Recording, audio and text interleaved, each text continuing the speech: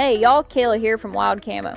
We have all been there. You check your trail camera, heart just pounding, and there he is, a monster buck. But then you scroll through the pictures and every single one is stamped between midnight and 4 a.m. It's enough to make you want to throw your camera right in the creek. But what if I told you those nighttime photos aren't a dead end? What if they're actually the first clue in cracking his code? If you like this type of content, make sure to like this video and subscribe to my channel, as I post new videos almost every day. Also, check out my website. I have hours of in-depth hunting material you won't find anywhere else. Now, let's get into it. Let's dive into how to turn those ghost-like bucks into a huntable reality. This right here is the text every single hunter has sent to a buddy. I mean, it really feels like you're chasing a ghost, doesn't it? But trust me, a buck that only shows up on camera after dark is not necessarily unkillable.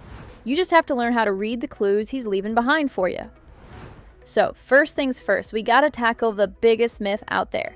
The key to hunting his so-called nocturnal buck is understanding that, biologically, he probably isn't nocturnal at all.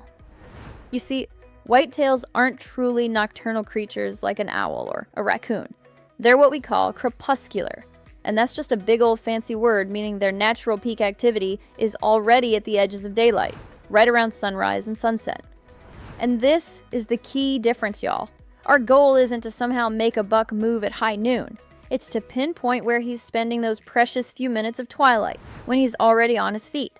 The whole game is played right there on the fringes of daylight.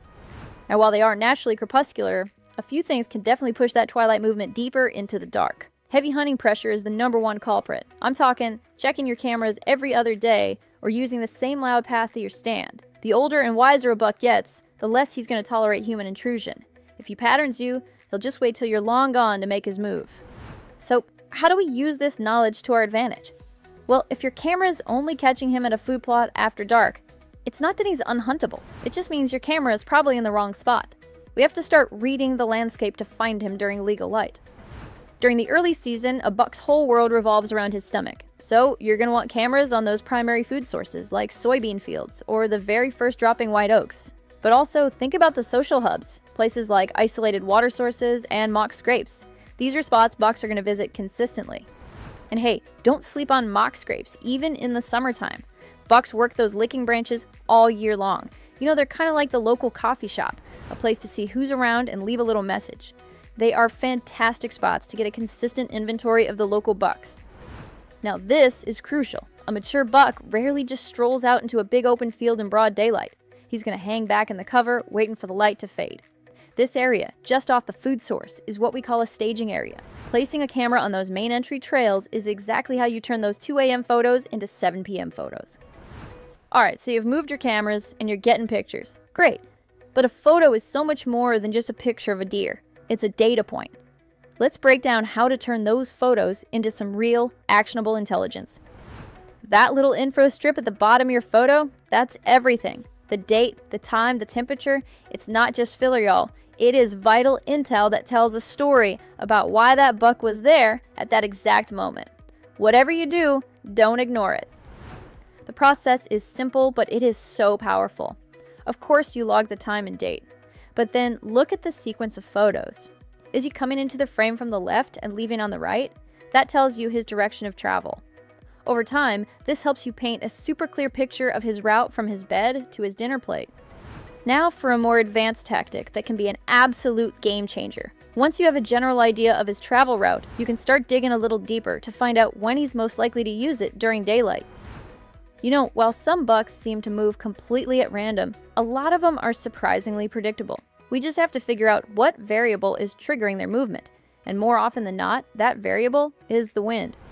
Whitetail expert Josh Honeycutt found that many mature bucks have a preferred wind direction for using certain trails. The strategy is pretty simple. Log every single daylight or near daylight photo you get of your target buck, and you write down the wind direction for each and every one. And once you start logging this data, a pattern can just jump right out at you. I mean, look at this example here. This buck showed up 5 times near daylight, and on 4 of those occasions, the wind was blowing from the northwest. That's not a coincidence, y'all. That is a huntable pattern. Now, here's why that wind direction matters so much. Bucks feel safest when they can use the wind to their advantage, smelling what's ahead of them. To get in there and intercept him, you have to play a pretty dangerous game, hunting what we call a fringe wind, where your scent blows just to the side of his trail. It's high risk for sure, but it's often the only way to get a shot. Okay, let's build the final ambush plan. You've got nighttime photos and you know his general travel route. So how in the world do you pinpoint that one perfect spot where he's going to step out during daylight? No, whitetail researcher Dr. James Johnson has a fantastic strategy for this. He calls it the roving camera method. The goal is to systematically work your way backward from that nighttime photo on the food plot, moving closer and closer to his bedding area until you find daylight. Here's how it works. Let's say you get a picture of him on the food plot at 10 p.m. You take a camera and you move it 100 yards back down the trail toward his likely bedding area. A few days later, that camera gets him at 9:15. You're getting warmer. You just keep repeating this process, leapfrogging closer and closer until you find that one spot where he shows up right at last light. The legendary hunter Bill Wink chased a buck named Lobby for years, a deer that was almost entirely nocturnal. When he finally got just a couple late-season photos of him at the edge of daylight, that was all the confirmation he needed. That glimmer of hope was enough to move him and get the job done. So please remember this. Those frustrating 2 a.m. photos are not a sign of defeat. They are the first breadcrumb on the trail. That buck isn't a ghost. He's giving you the starting point for your entire strategy. You have the intel and you have the strategies. But all the data in the world won't help if you get impatient and pressure him. The final piece of the puzzle is discipline. Can you wait for that perfect wind and that perfect evening to make your move? That, right there, is the real challenge. Thank you so much for watching. If you're always looking to learn and improve, check out my website at www.thewildcamo.com. You'll find countless free ebooks and hundreds of hours of audiobooks to help you learn on the go. As I always say, frustration begins where your knowledge ends. If you learned something new, please give this video a like and let me know in the comments. And be sure to subscribe. I post new hunting videos almost every day. Until next time, happy hunting.